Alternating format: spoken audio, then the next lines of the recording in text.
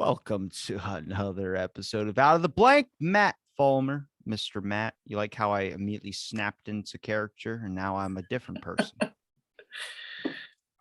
You're good at it, man. I mean, you can go back and forth and just come out of nowhere with stuff. It's what you're good at. How are you feeling? Would you like me to change pace where I go a little slower or quicker?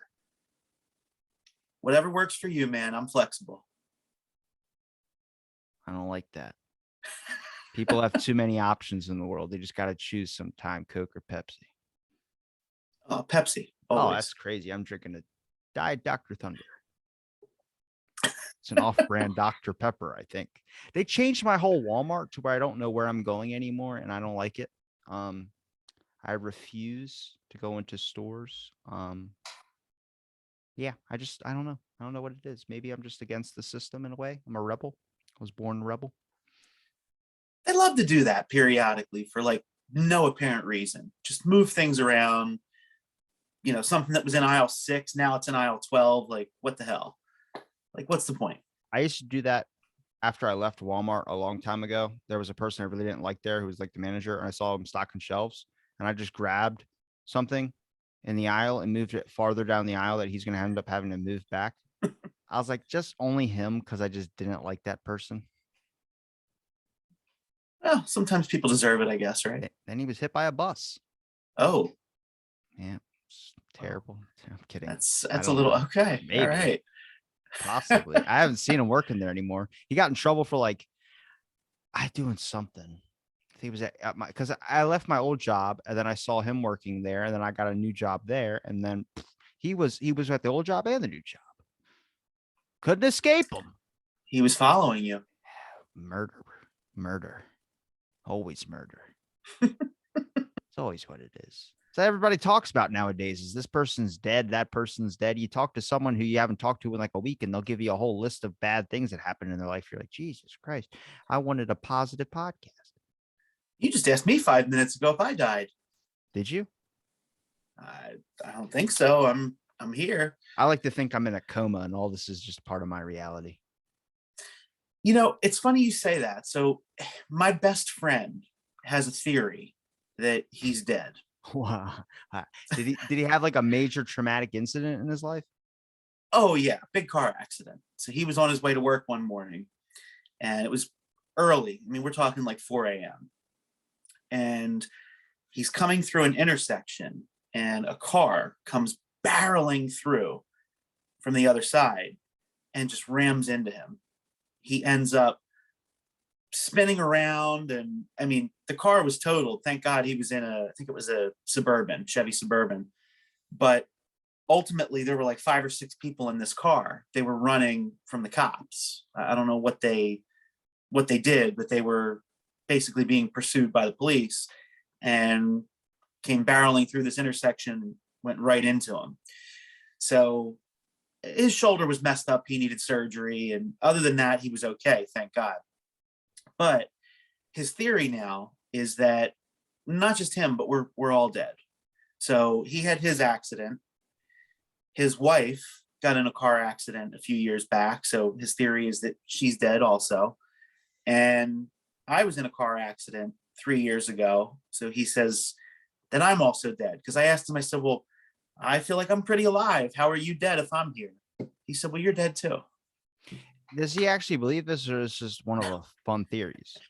It's kind of, he says it like he believes it, but it's more of a joke, I think. Okay, because I can't laugh until I know that. Because if I'm laughing at someone who has like a severe mental schizophrenia that thinks that's a real syndrome, dude.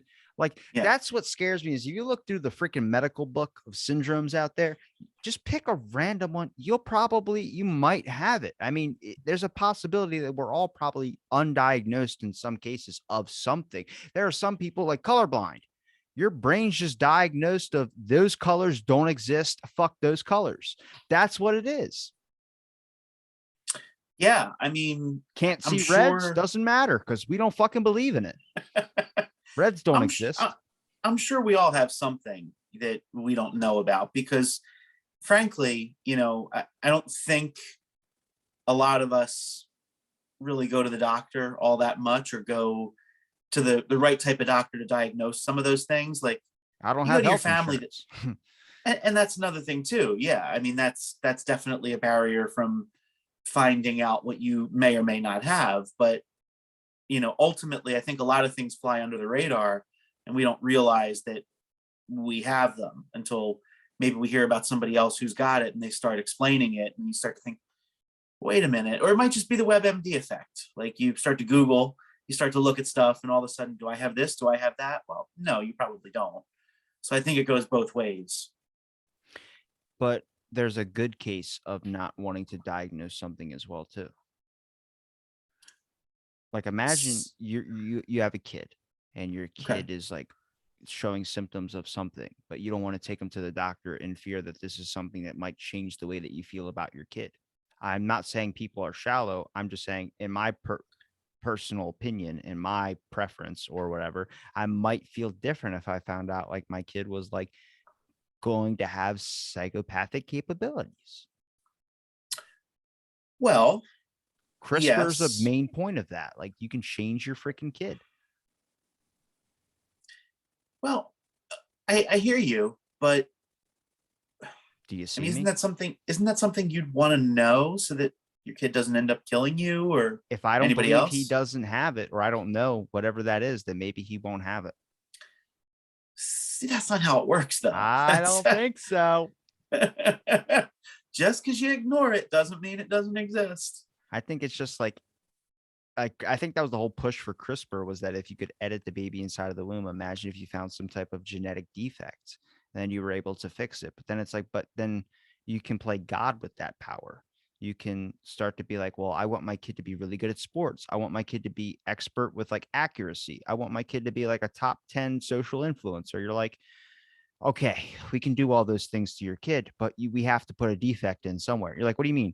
If he's good at basketball, he's got to be colorblind. You're like, what? It's like, you got to have a good and a bad. Like, you can't have a perfect 10, or you're going to have a whole, like, that was the fear for a lot of people of shutting that thing down, was the fact that you're going to create super soldiers. I mean, China's already doing that in some sense. So I may be living under a rock. I'm not up to speed on this. You said it's called CRISPR? You don't know what CRISPR is? Oh, dude, I got to pull it up now. This came out a long time ago. CRSPR. CRISPR.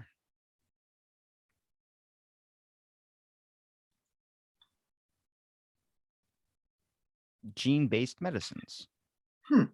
So let me share my screen. You'll see a lovely picture. Like, I love freaking websites when they're like, you go like, oh, I'm going to go to McDonald's website. And it's like people smiling over a cheeseburger. Show me one fucking person at a McDonald's smiling over a cheeseburger. They're probably smiling because they're hoping it's going to be their last fucking meal. This is CRISPR Therapeutics, gene-based medicines transforming the lives of patients with serious diseases. Gene editing. CRISPR. It's a specific, efficient, and versatile gene editing technology we can harness to modify, delete, or correct precise regions of our DNA. So I'm pretty sure that they were talking about a lot of this being done in vitro. So like when it's in the womb, in case your baby, which, dude, I think it plays a freaking importance, man. Like it's CRISPR is clustered, regularly interspaced, short. Oh, Jesus, I'm not even worried about it. Repeats of genetic information. You like my mentality for reading things? Palindromic. Okay, thank you, Dr. Phil. Genetic information that some bacterial species use as part of an antiviral system. A group of scientists, including our co-founder, Dr. Emmanuel Charpentier, discovered how to use this system as a gene editing tool. So basically, being able to modify your RNA, DNA, whatever types of things. So let's say you walk into the doctor's office with your significant other. I'm the doctor, so say hi to me. Hello. So fucking, you're like nodded, and then you're like, wait a minute, it's an audio podcast. Hello. And then you're like, shake your head like, I got to get into the scenario. Here, sir, have a seat. Welcome to, this is Work CRISPR Technologies. And you're like, what would you say if I said Work CRISPR Technologies? Well, if I'm already there, I think I would know what it is. So just act like you didn't know. Okay, well, what's that? What's CRISPR? Oh, okay. CRISPR is that you can edit your genes to take out any unwanted, necessarily diseases, harmful infections. If you think, if I don't think it boils down this far, but if you think you could get cataracts, you have a propensity of heart disease, you have any types of things of this part, we can edit that out of your gene code. So if you maybe say your grandfather got cataracts at 45 or 60 years old, we can make sure that your kid doesn't have cataracts at that significant age. We can actually take that gene out altogether. And you're like, oh my God, wait. So what happens? And here's the amazing part of it. If your kid is, or you could sense that your kid might have something severely wrong with them, like a short heart or some type of thing where it might be an abnormality that's going to cause them pain down the road, any parent, I think, will be above and beyond to want that procedure done where they weren't even born yet, but they could be modified to a point where that's not going to ruin their life or cripple or make them have, I think, because the reason why parents are so pushing for like equal education, that's important. But it's not equal education in the factor of like societal equality, which is just that, oh, that kid goes to private school, that kid goes to this. That's what I'm talking about. That's the issue. People don't want their kids learning less than another person's kids, and people don't want their kids to have or people want their kids to have more of an advantage over other people's kids. They don't give a fuck if they're that school shit. I'm going to bring them to the nice school, because it's not a factor of comfortability. It's a factor of you want your kid to be better than everybody else's kid because you feel like that's going to give them a successful shot in society. And most of the kids that go into school, or most of the people that are billionaires, self-earned money, sure, besides like Elon Musk or something, but they were dropouts because they didn't like the school system. It's that odd, like not really even abnormality. It's just not conforming. It's being who you're supposed to be. Now with CRISPR, if you're able to clear out that genetic defect or whatever that thing is and give your kid an equal chance, any parent would do so. But then when does it get to the point, much like, I don't know, you go shoe shopping. Let's say you're a homeless person and someone decides to buy you a pair of shoes. Thanks for the shoes, man. I really appreciate it. Okay, cool. Now you make $1 billion and now you're going to go pick out shoes. You're not picking out the same shoes. You're picking out more than one pair of shoes. You've let open the door for more than you need. And that's kind of like with the gene editing thing. Okay, well, what happens if we can push that technology farther to where we can actually make your baby a different skin color? What happens if we can change the eye color of that baby? What happens if we can give you a Brad Pitt fucking baby?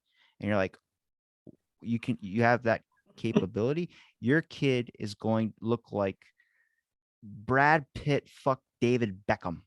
And you're like, oh my God. He goes, but he's going to have no feet. You're like, fuck, you won't play soccer. See, that would be my question. So, removing some of these traits and, heart disease or cataracts, things like that.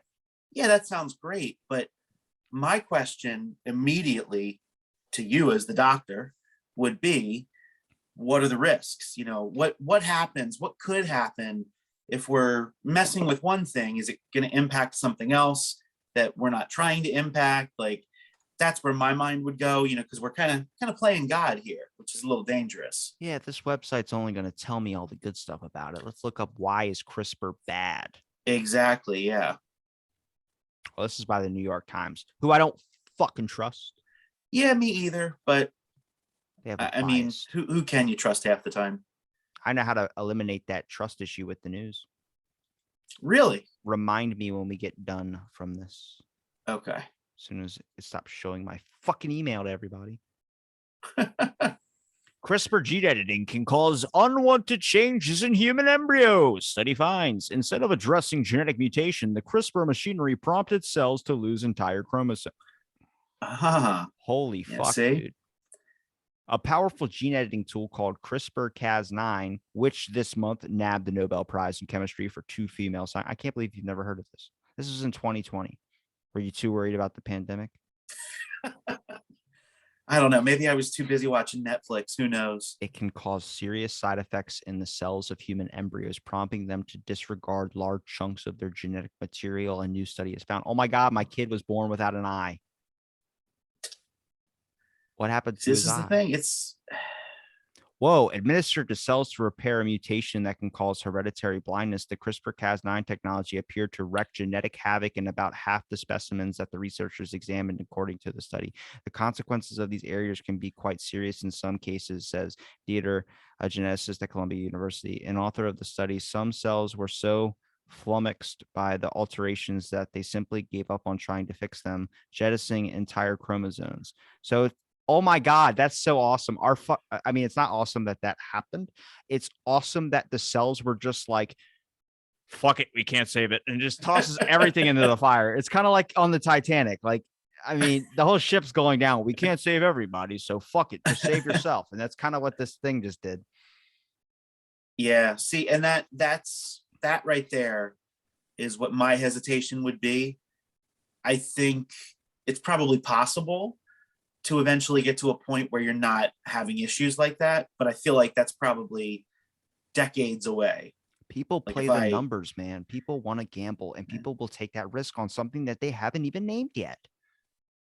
Yeah. Well, and the big thing too is, with the amount of money that there is to be made, you really have to think about getting information from as many sources as you can to figure out if something's legit, if it's safe, like the CRISPR website's not going to tell you what we just read there. And the same thing with, I don't know if you know about the whole Theranos thing. Theranos?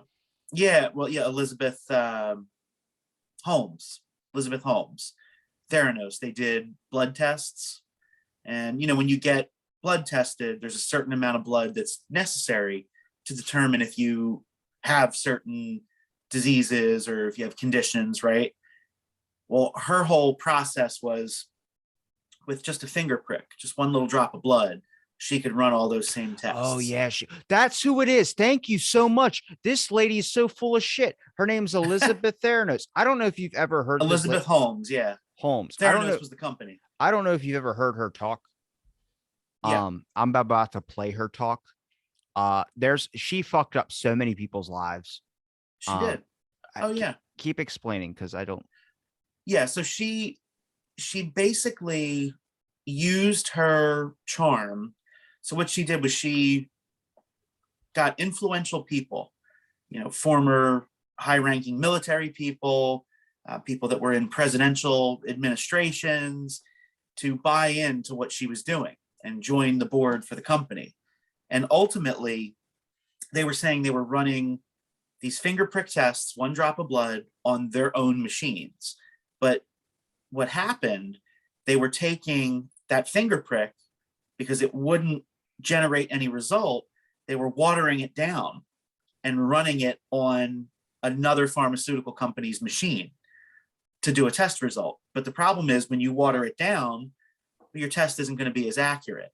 So eventually everything kind of unraveled, and now she's in the process of a trial. She's going to court, and I've been trying to figure out this chick's name for the longest time. I'm so happy because I remember hearing her voice. I listen to a lot of podcasts, and there's a podcast, there are actually two, I think, that were all about this that I've been following. So, this is definitely, she's just very, I don't know, I find her very odd. She's very deep in her speaking. Here's her voice, and I'm gonna mimic it when we're done. Left her dead broke. Ever since she became a national figure, people have been struck by her deep voice. She wears turtlenecks. We've made it possible to eliminate the tubes and tubes of blood that traditionally have to be drawn from an arm. But it turns out it may have been all an act. Oh, I know why she wears turtlenecks. More turtlenecks. authoritative. People who There's knew an her Apple's Adam before in she the- became in the the Elizabeth mix. Holmes with that baritone voice. Many of them do point to the fact that her voice definitely sounded different beforehand. A professor who taught Holmes at Stanford remembers Holmes' voice as sort of high-pitched when she was an undergraduate student.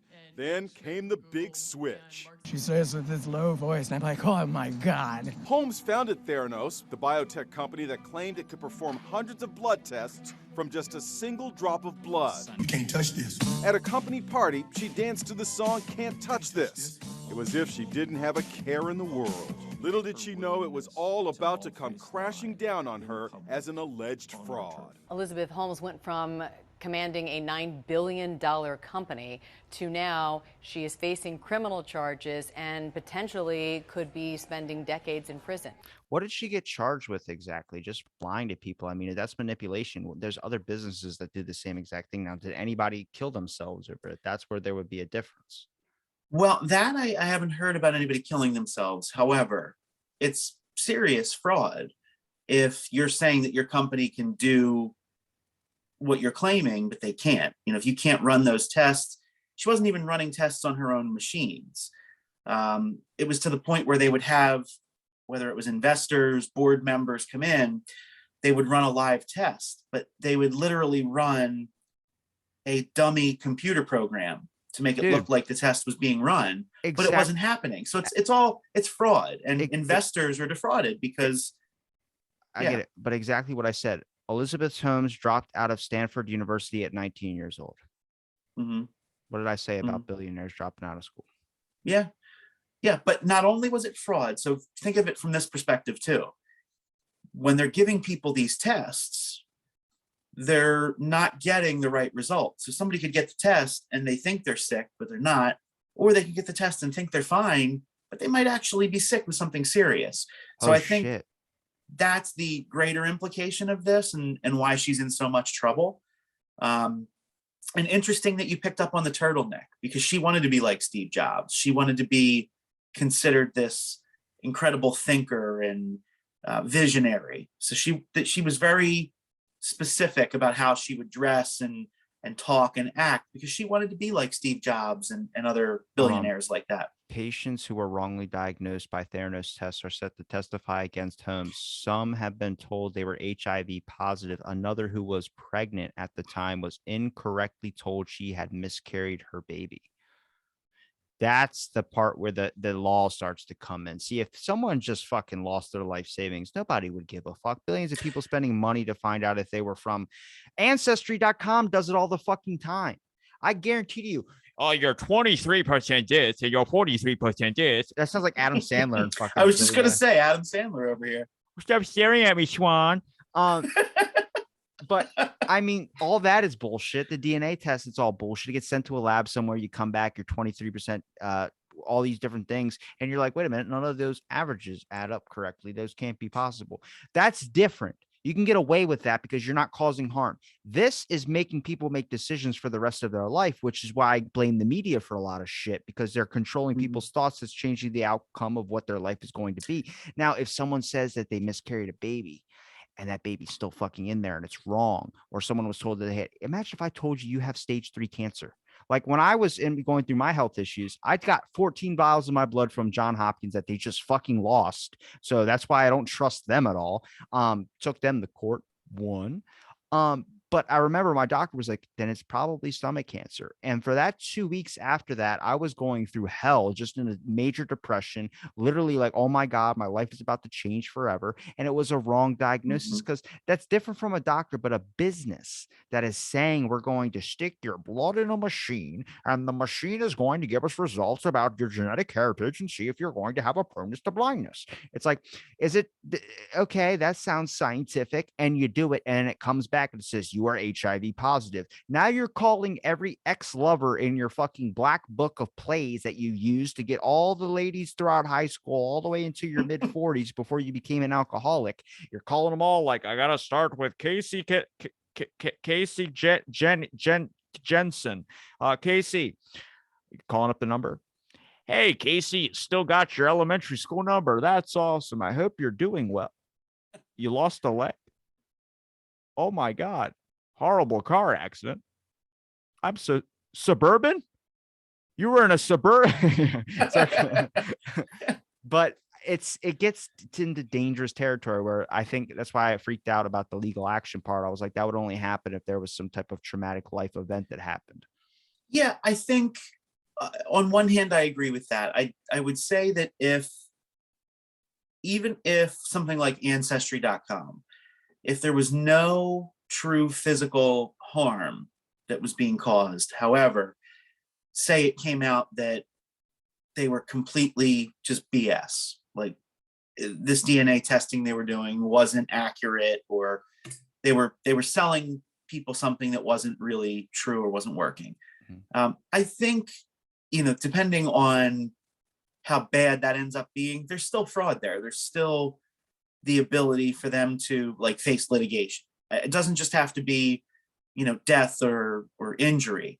Like I think if you're presenting something to be one way and it's really another, that's also a serious thing. If you're doing that, especially if there's stock involved, if it's a publicly traded company, because you're affecting the stock price by what you say. And that's why a lot of people freak out with a lot of the tweets that Elon Musk sends, because it can manipulate the Tesla stock price. But you notice how he doesn't get any trouble with it?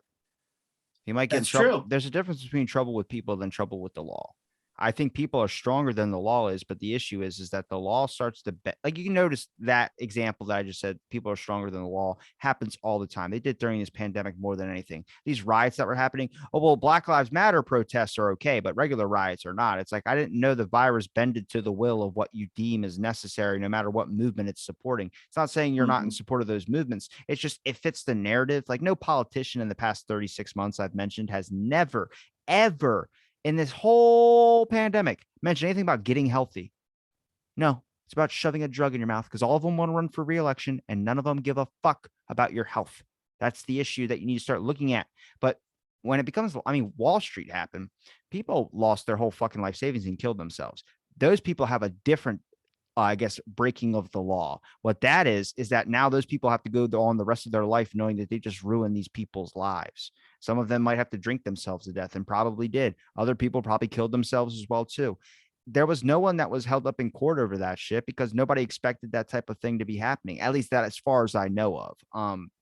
But I think it's a different thing when you say that you own this company. If I start up a company right now saying this company is going to fix every single car out there in the world and make it better and make it cleaner energy, then you get your car back and you fucking get in a car accident. That's my fault, because then if they can find a link to that, if someone died, they have to check over my cars. That's why they used to check Elon's Teslas all the fucking time. Every single autopilot crash that happened was always in the news. And it wasn't that many of them. They didn't like him. They wanted to take him out. And that's the easiest way. That's the actual accurate way the law works. The law is great, but the law is so foolproof that if you end up lying in OJ, you end up finding a way out of it. You know what I mean? Like I saw in the Rittenhouse trial, I've seen in all these trials now, and I'm fucking ready for the Ghislaine Maxwell trial. And I swear to God, they better have it on air. It's supposed to be the 29th, I think. I keep saying, people saying, you notice how they're not broadcasting? And I was like, is it happening now and I don't know about it? Get me a fucking plane ticket. I'll fucking go down there. I want to watch this shit. Epstein was fascinating to me, mostly because I think that's what the poor fear. I think Epstein was a perfect example of what not the poor fear, what the rich fear. Jeffrey Epstein was a person, scum, sure, scum, you can say that, but he was a poor mentality with the money of a rich person. That's what the wealth class fear. They fear that if you give poor people billions of dollars, you'll have another Epstein, because they think that street smart mentality. Wealthy people don't have that. Rich people don't have that. Very, very few that did work their way up to have that are like really good fucking people, because they worked hard for their money. They came from nothing and went to something. But people that already have that, they don't know what that is. And that's what fears them. They're afraid that people might, if they just gifted them $1 billion. I forgot. Is it Juicy? Not Juicy. Uzi, I think his name is, the rapper. Who's the guy that got gold implanted in his forehead? Oh, I don't know. There was a guy who got a carat gold diamond. I think I heard about that. Was it Lil Uzi Vert? Somebody stole it. Oh. There's Little Uzi, and then there's Uzi. Who's Uzi? I don't know. I don't fucking know the rappers. I don't keep up with it, to be honest with you. I don't know, though. I think there's a difference between just being poor and... The thing about Epstein, I really do think that he was incredibly cunning. So I'm not sure how much money he actually made legitimately or on his own. Mentality of a poor person. Most poor people are pretty cunning. But the word, well, what I'm hearing, at least from everything that I've looked at, he was involved. He was involved with the head of Victoria's Secret for a while, right? Yeah. Yeah, Les Wexner. So he was good friends with Les. That famous New York home that you always see the footage of, the pictures of on the news when they talk about Epstein, that house had belonged to Les Wexner. And apparently, from what I've heard, Epstein didn't necessarily just buy it outright from him. It's almost like it was gifted, or he kind of got it on the cheap from Les, because he was running Wexner's finances for quite a while. And then when everything broke, of course, Wexner said, I'm going to distance myself, as a lot of people did. But everyone did. I think what scares a lot of the rich people is the fact that it's harder for them to hide the nasty shit they're doing and the awful shit that they're doing, because people are able to pick up on things. People are able to research things on the internet. It's not like the 90s anymore, where you could hide something and nobody would ever find out, you know? I think there's a lot of there's definitely a giant digital footprint, but I think the idea that they don't, it's harder for them to hide things. I think it's actually would be a little bit easier, because more people can be paid off. I just think it's harder when you got individual journalism. I think media, the idea of media back in the day, what our grandparents watching the letter networks, watching whatever networks that were out there, be like, I have to watch Fox in the morning to get my news. And you're like, okay, well, that's okay. Whenever someone mentions the news, they always mention they're talking about the networks, usually the letter networks, or they're talking about an individual kind of publisher or something. There's only one way to correct their lying deceit or whatever gets them views. And I think I've mentioned this before, Tim Pool. He was getting lit up all over the place about getting COVID and all this type of stuff, but he beat it and then moved on to the next task of being called a right-wing political, whatever the hell they called him. They called him a poster boy for the drug that I'm not going to name.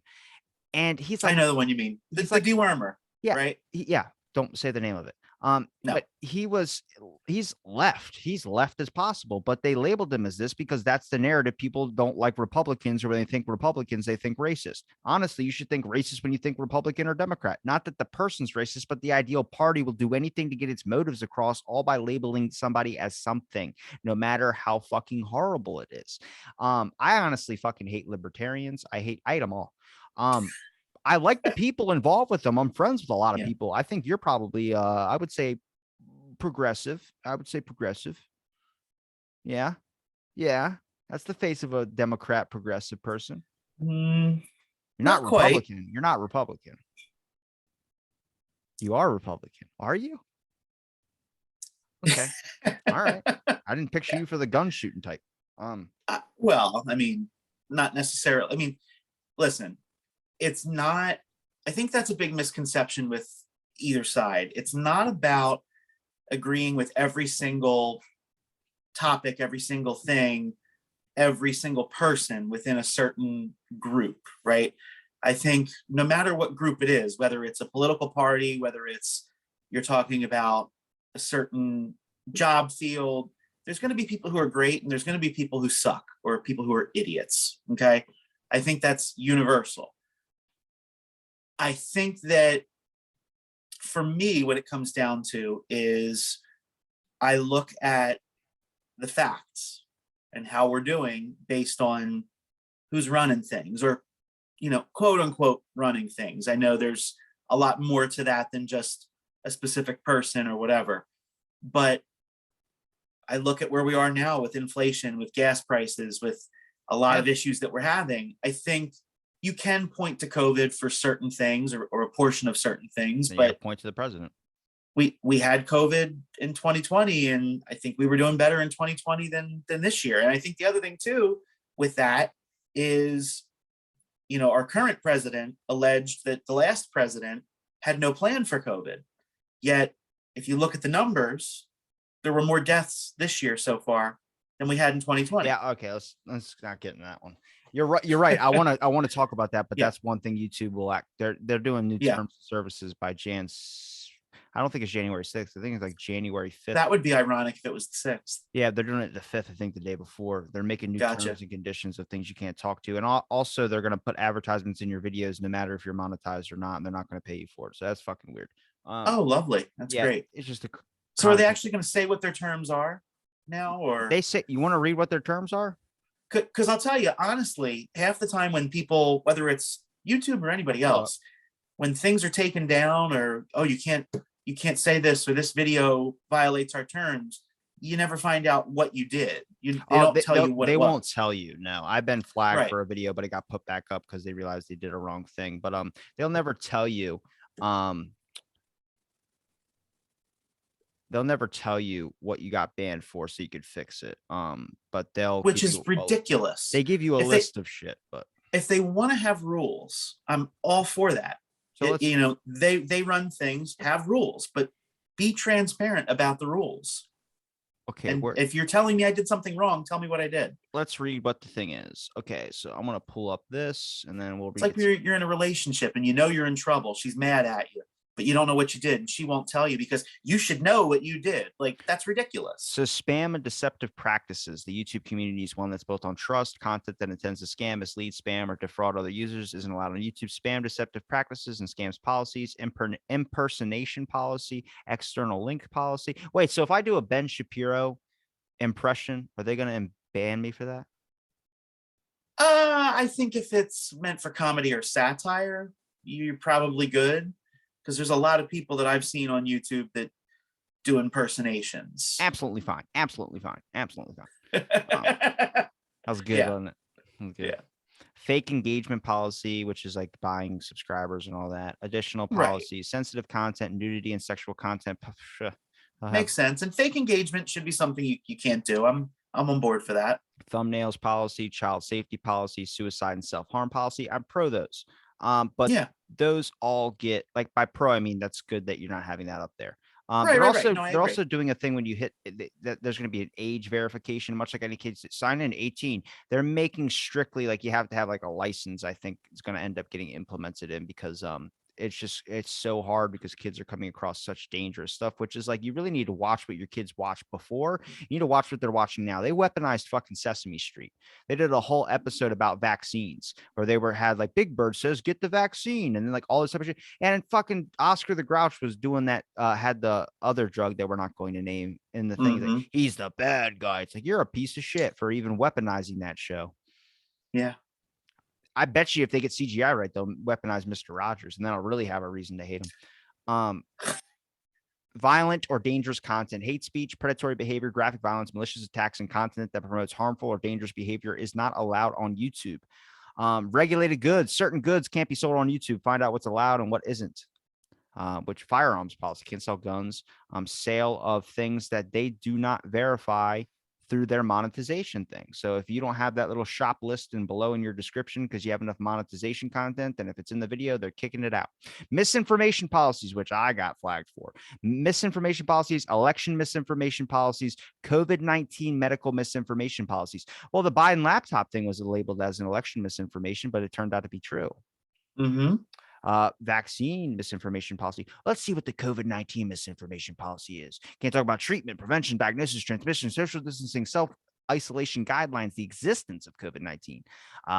If you're posting content, treatment misinformation, content that encourages the use of home remedies, prayer, or rituals in the place of medical treatment, such as consulting a doctor or a hospital, content that claims that there's a guaranteed cure, content recommends the use of, not saying that one, claims that, not saying that either, categorical claims that, not saying that one either, claims that, not saying that one, and not saying the other one. Oh, I guess I can't say any of these things in here.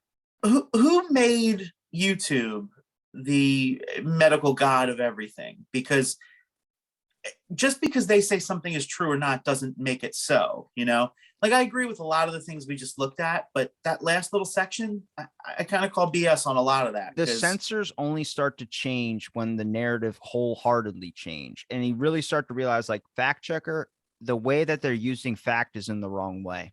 Saying fact checker means that they all agree with a certain narrative. But if you even say what I just said, people go, well, that's conspiracy talk. No, it's not.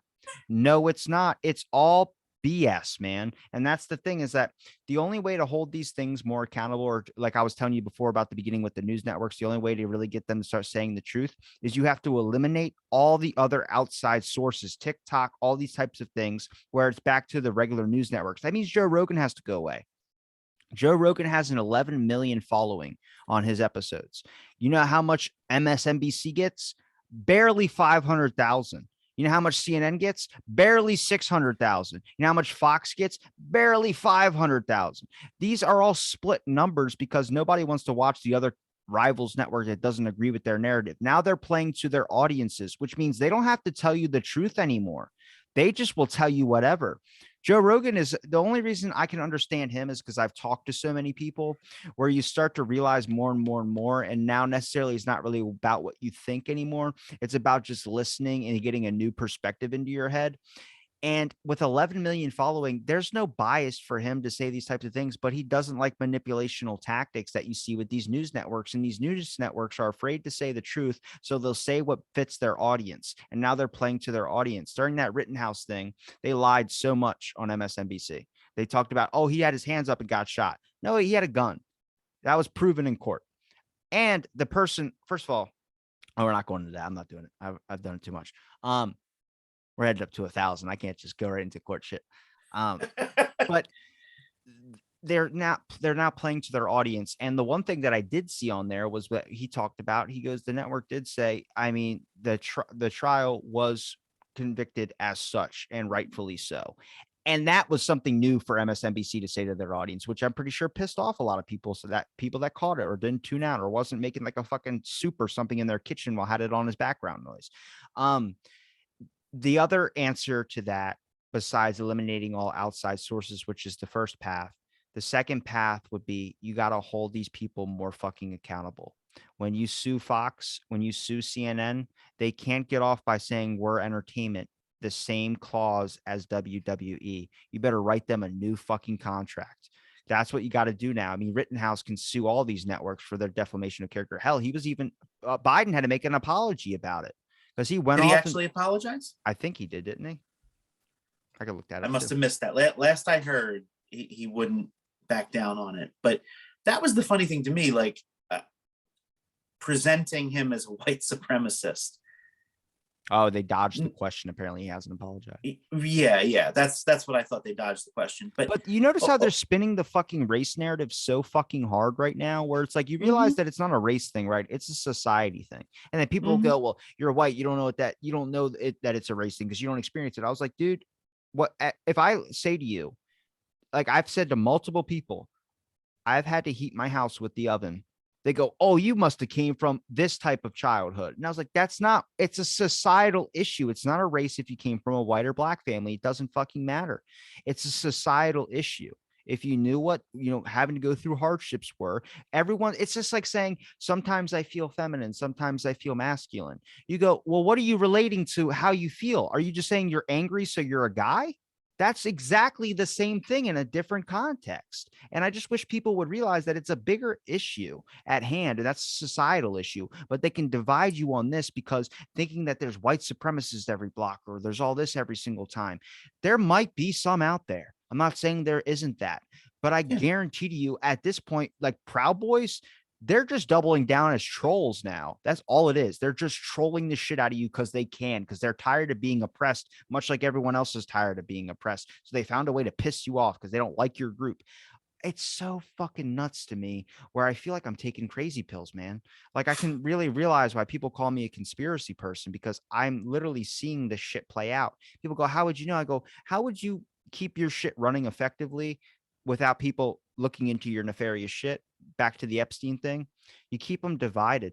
You keep them going against each other. You make sure they're always in your pocket. And sadly, with the news, they can always keep you in their pocket because the news isn't what it used to be, but we still think it's the same. We still think it's a viable source. Epstein had dirt on fucking everybody, man. That's how he was able to keep everybody to shut the hell up. And when his suicide or whatever you want to call it happened, the news networks talked about it, what, 2-3 days?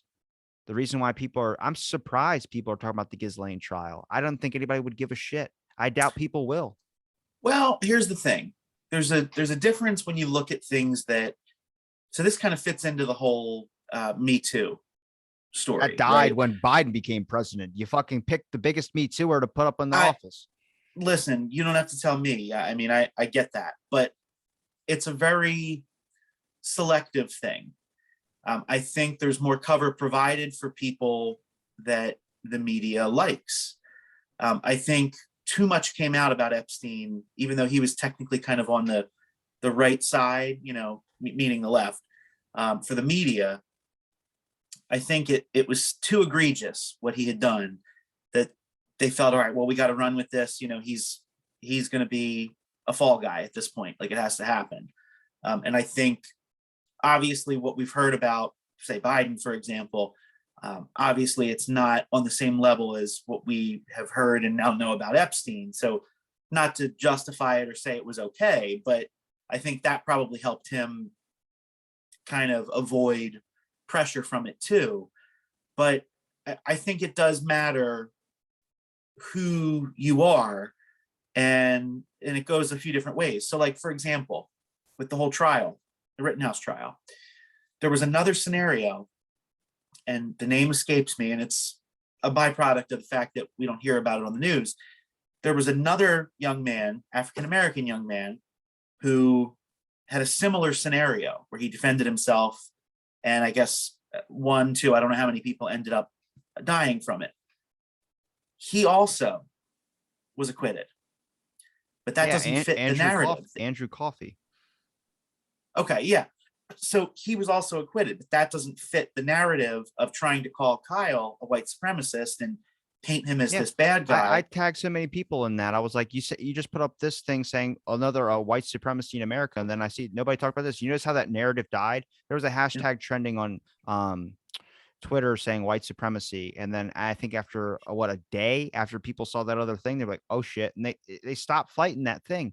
It's because it's a self-defense thing, man. I mean, even in that case, it's a little bit different because it was cops breaking into his home and firing and stuff. It doesn't matter when it comes to an aspect of, like, I think the law is the law in all courts abroad. Depending on who your judge is, it goes into a different hands of how the person's going to sway the thing. But I mean, people want to find anything that's wrong with the system, and so they can blame the system to realize they're not a fuck up. And I think that's for me as well too. And I think in some cases the system is a little bit messed up. Instead of having less cops, I think you should have more. I think you should have more cops around each other, because that holds them accountable for the actions that they do. I know so many cop friends of mine that come to my gym, and I've had a gun pulled out on me before. When I was like 17 years old, it's nothing fucking, it is scary as shit. But when I watch like Middle Ground or something, and I hear like they had law enforcement, then they had Black Lives Matter protesters talking back and forth. They're all screaming at each other and going back and forth.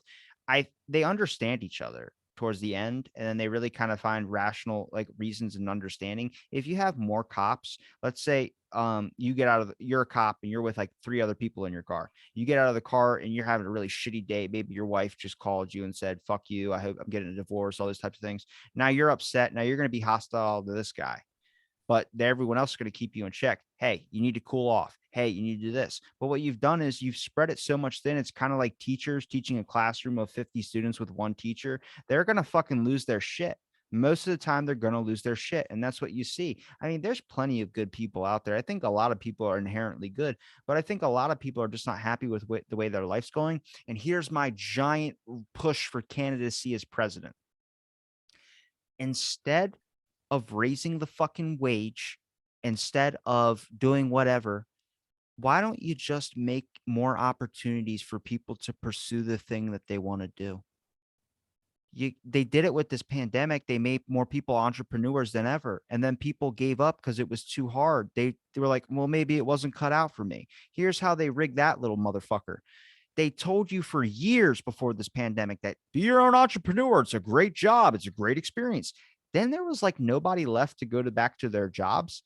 They made that fucking entrepreneur game hard as shit because all the corporations own the market. Much like if me and you went to the moon and built a house first before everybody would be coming to us. Well, you're so far ahead.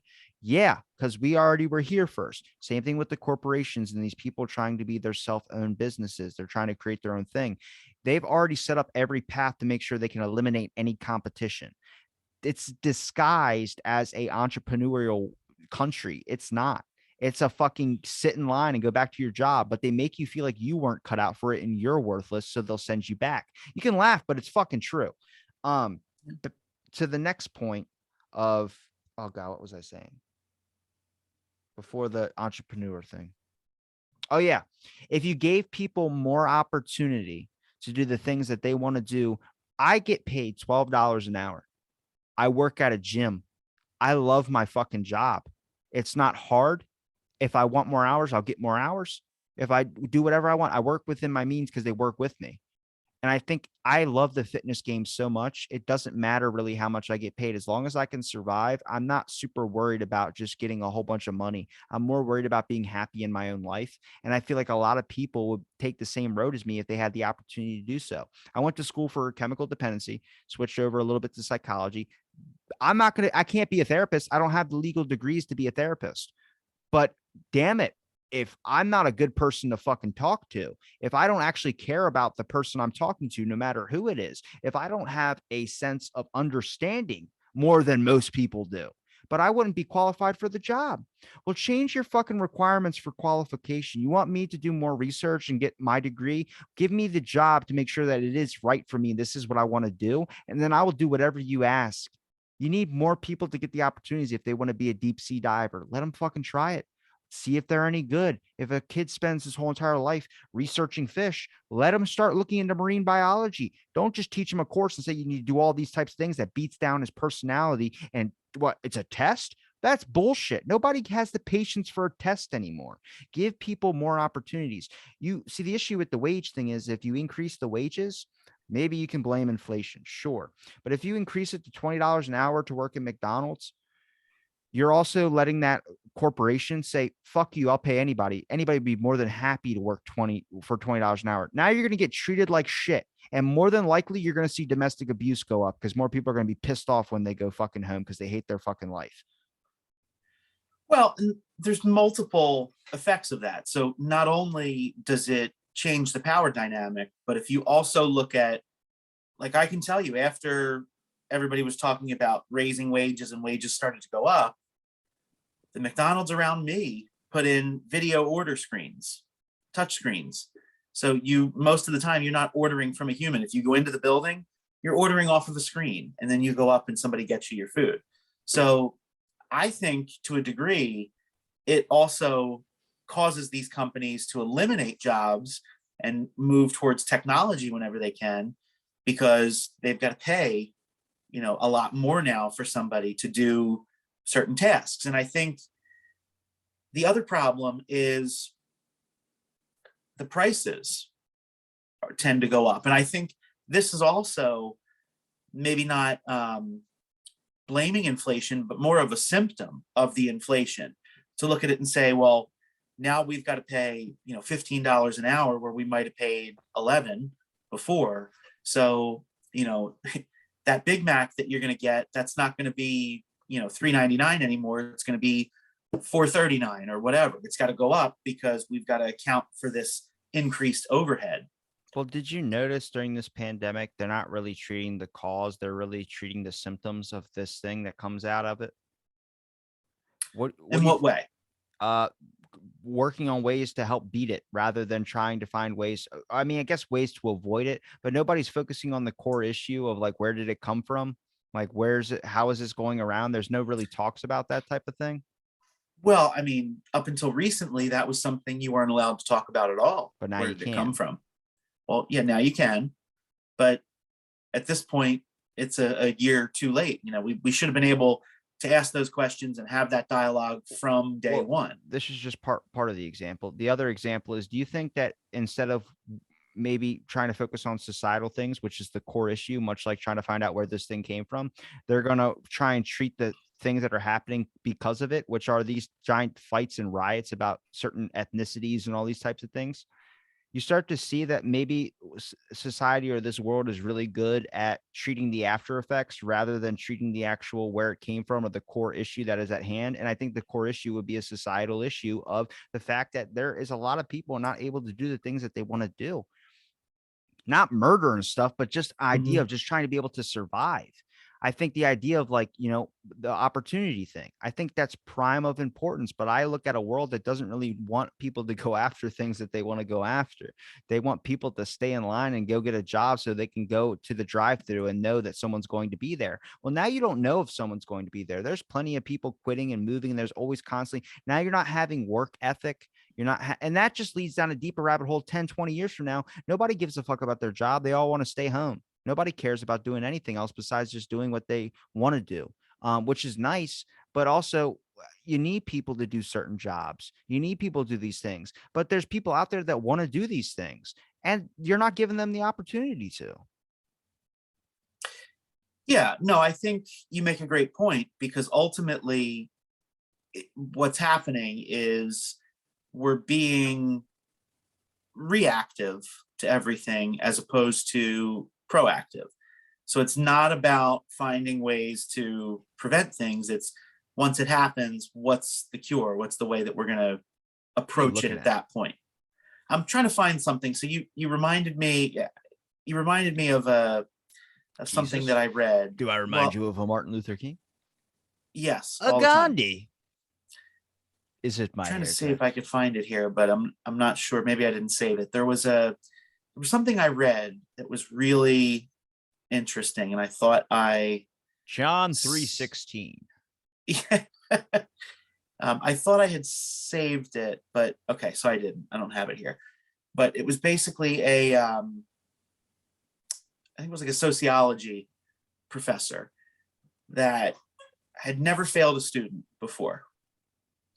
And or was it economics? I don't know what the class was, but they had never failed a student before. And somebody made a comment about how socialism would work. Everybody would be taken care of, and it works.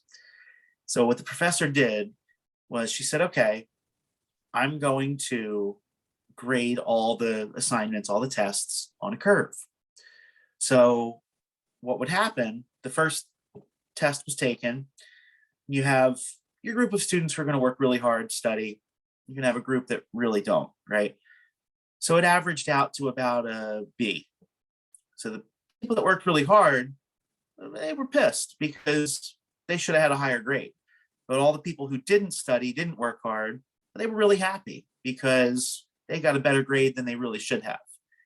Well, what would happen, more of the people who worked hard said, screw this. I'm not going to work hard for them to benefit. I want to benefit too. So they stopped working as hard, and progressively the scores went down and down and down throughout the semester. But by the end, the entire class failed because nobody was putting in the work. So it was just to me, I think it's where we would head if some of the people kind of on the left, some of the Democrats got their way and wanted us to have more of a socialist system. I think if you're taking away the incentive, you're taking away the ability to do something great. Not that capitalism's perfect, but if you're taking away the ability to achieve, then what's the purpose of pushing yourself to achieve? Well, it's an evolutionary process of, like, if you look how our bodies have evolved, because we've just, all right, people are now bigger because there's more food.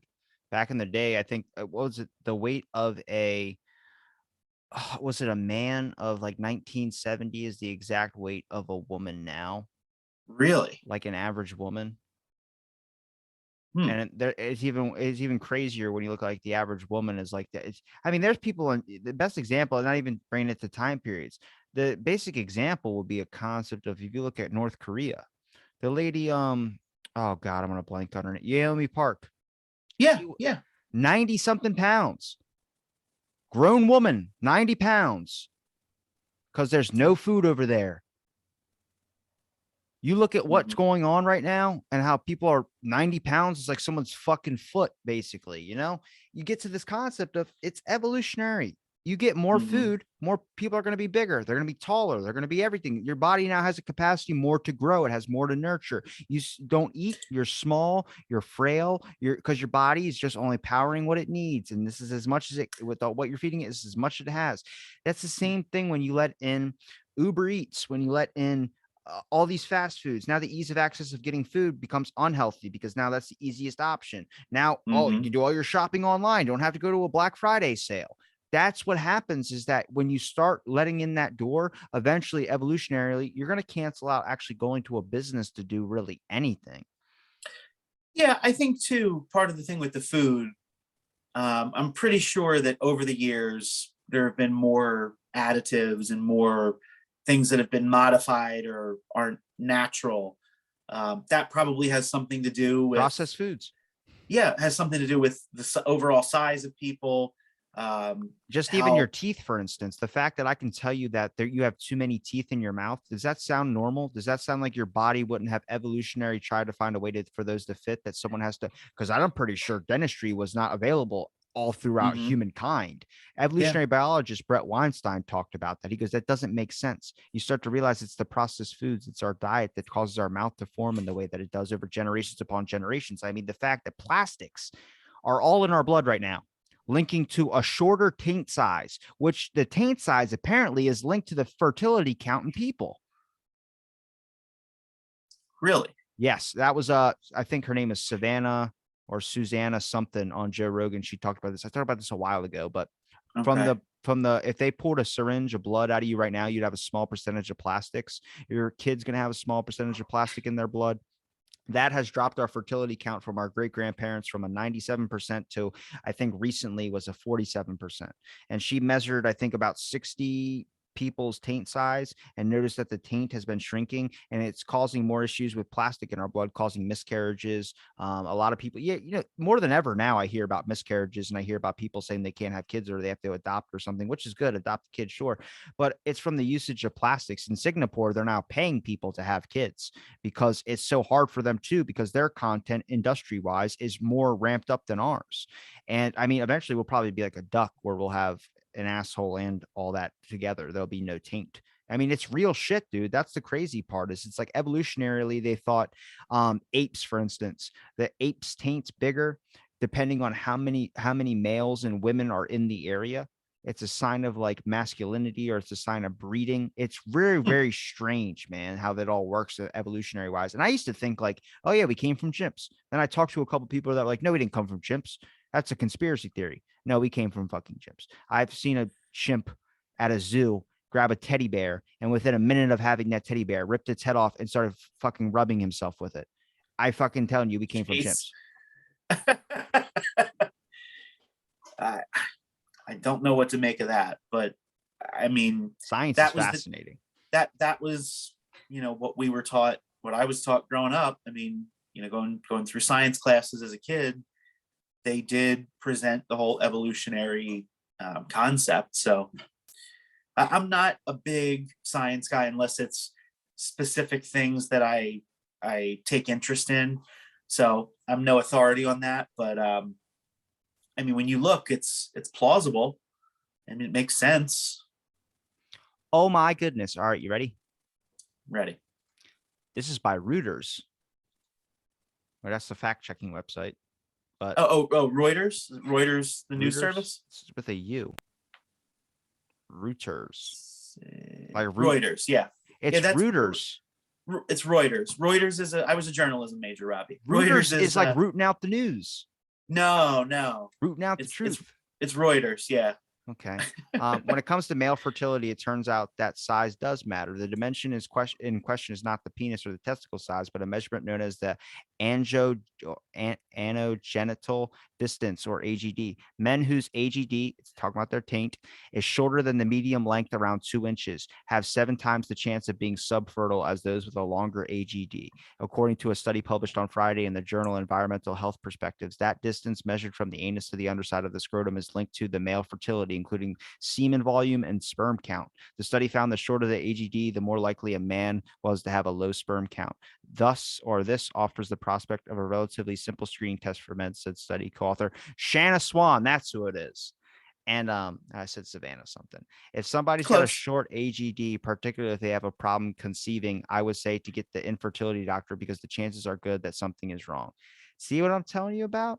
To reach their conclusions, researchers measured the AGDs of 126 men born in or after 1988, a small but statistically significant sample, Swan said. The study did not address what caused certain men to have short AGD measurements, but previous studies published in 2005-2008 look at the possible link between mothers who were exposed to chemicals called phthalates during pregnancy and the AGD of the infant and toddler son. Phthalates are a group of chemicals widely used in industrial and personal care products, including fragrances, shampoos, soaps, plastics, paints, and some pesticides. I fucking told you. You believe me now? I didn't say that I didn't believe you. I it makes sense, because I think that clearly, a lot of the chemicals we interact with, whether it's things in food or clearly now other products, it's having an impact on things like fertility and I'm sure diseases and that's how we're. That's a good end. If society, the human species, is going to come to an end, it would be by our own doing. I mean, yeah, it would kind of make sense that we would do it to ourselves. Yeah. Kind of blanks out time travel though, because why aren't our future selves telling us about we're going to fucking ruin our taint sizes? I don't want to lose my taint, man. I need my taint. Well, I think, it would be future generations. My nutsack and my asshole. I think you and I are probably fine. I don't think it's going to shrink for us. I think it's, generationally shrinking, right? I mean, I would hope. Wait a minute.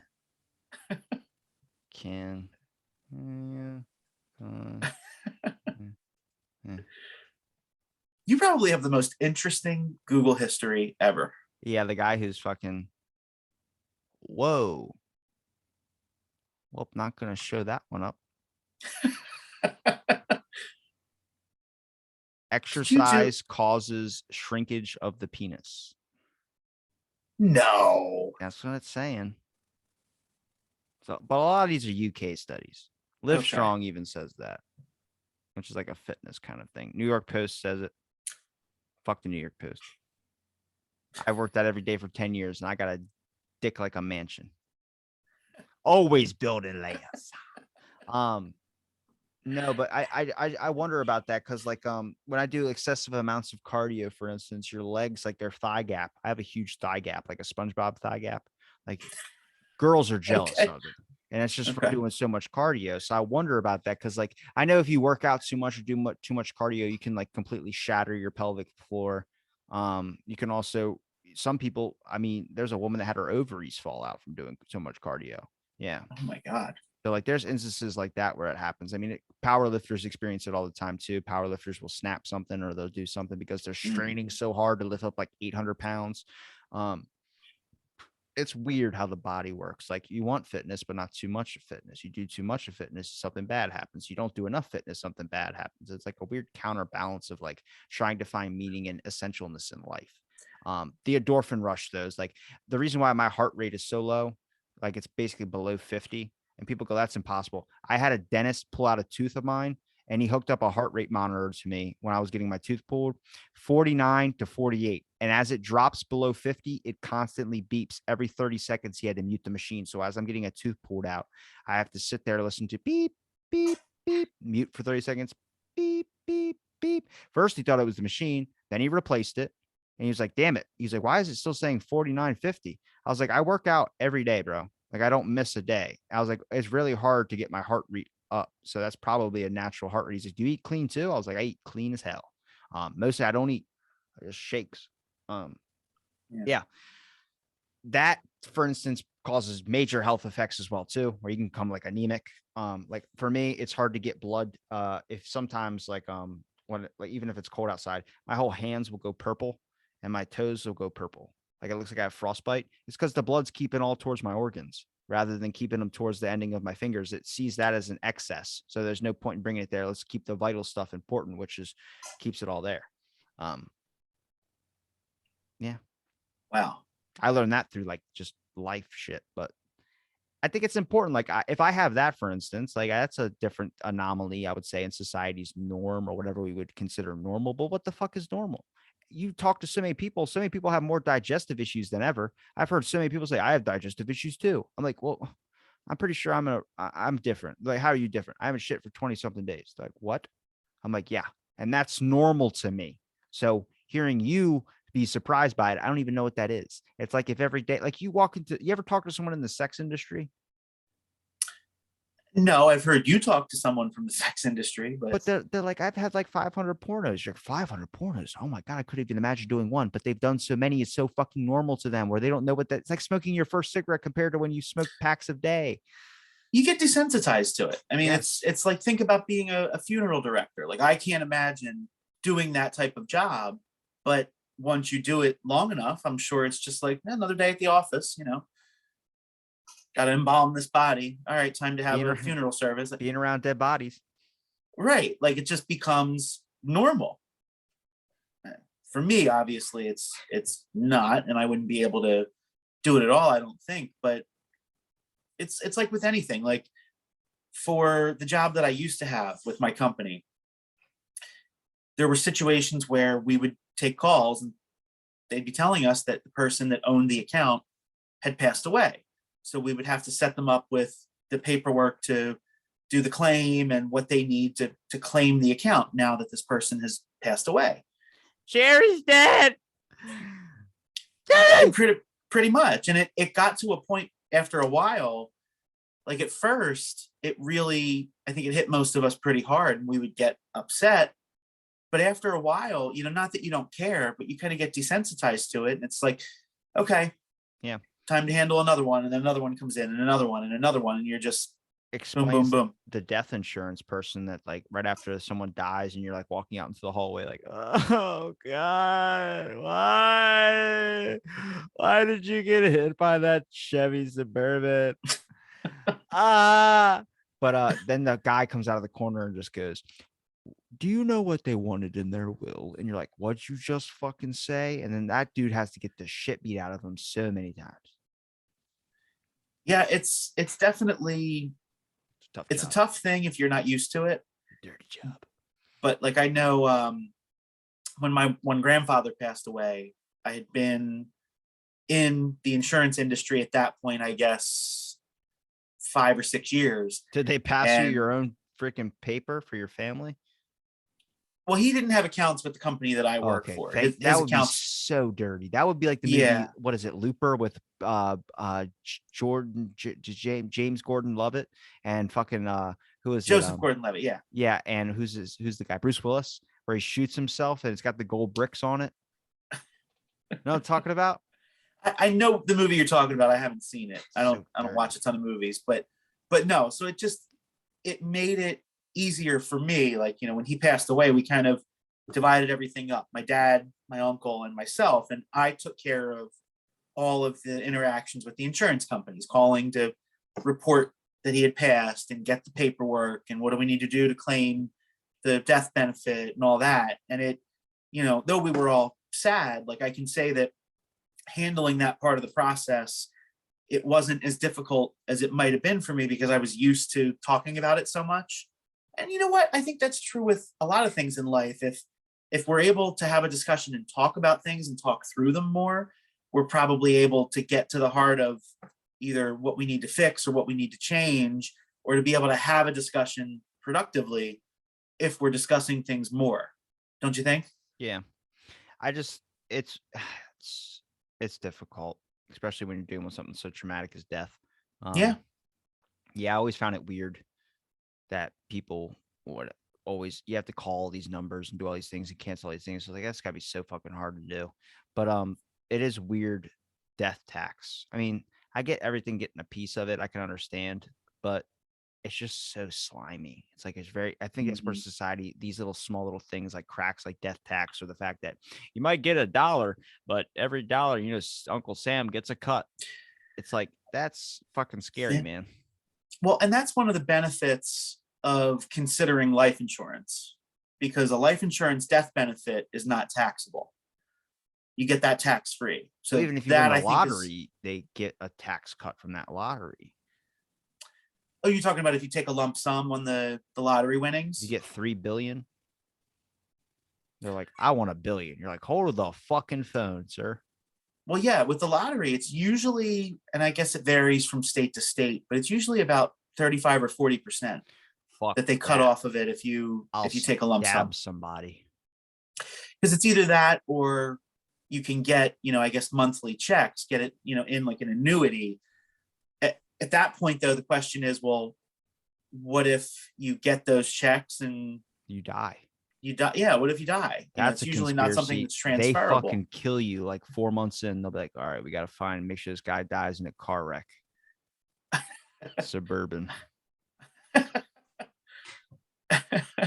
You're great with those tie-ins, man. You keep bringing it back around. I get fucking scared of that shit, dude, because that's like, yeah, imagine they could just kill you and get their fucking money. Oh, we don't have to stop sending you checks. Well, don't you send the family checks? Nope, just the guy who won the lottery. Mm-hmm. Or just go on a fucking bank spree. Like you, $3 billion. Man, fucking do a bunch of crazy shit and rack up a bail of like $3 billion. Do a bunch of Epstein shit. I'd buy my own island if I had $3 billion. See, I think if I were to ever, and I don't really play much, but if I were ever to win, I probably would go more the lump sum route. And I would just decide where I want to invest. You know, certain amount would go towards bank accounts or whatever, and then looking at other types of investments and ways to kind of split it up. Because, you know, not that I think I might not be around, but at least having it someplace where if something happens, then I can have somebody named as a beneficiary who can get it, you know? I don't know. Leave them to like a great grandkid. No, you should just put in leaving it to Matthew Fulmer. And then you're like, but that's my name. But then once you die, you just have to pray to God that one of your relatives or whoever is going to have carry on your bloodline ends up naming their kid Matthew Fulmer. So when that kid becomes 18, by a stroke of luck, your great grandkid is going to have your fucking $3 billion that is now matured in an investment account to $9 billion. There you go. Now, for me, I mean, I obviously have no kids at this point. It would probably be my brothers and sisters. I mean, I always have to stop and count. I have 7. Jesus total. Christ. Yeah, I know. Parents ever hear of a condom? Well, I'm the only one that was from my mom and my dad. Oh, half siblings. That was one and done. They both remarried. So they remarried. My dad had 3 more kids. My mom had 2, but I count my stepbrothers. So my stepbrothers had been born a couple years prior to my mom and stepdad getting together. Family's more than blood. Oh, absolutely. We're technically family. Podcast family. This is true. This is very true. This is true. That's a stronger bond than anything. If I had a genie and he gave me 3 wishes, you would get one of those wishes. It's one of the nicest things anybody's ever said to me, Robbie. But it better be for me to get more wishes. You can't give yourself more wishes. Fine, Matt, I give you a wish. What does he wish for? Yes, Robbie will get some more wishes. I fucking found your loophole, genie. That, and if I plug the lamp, you can't get out. Oh, okay. I'm a thinker.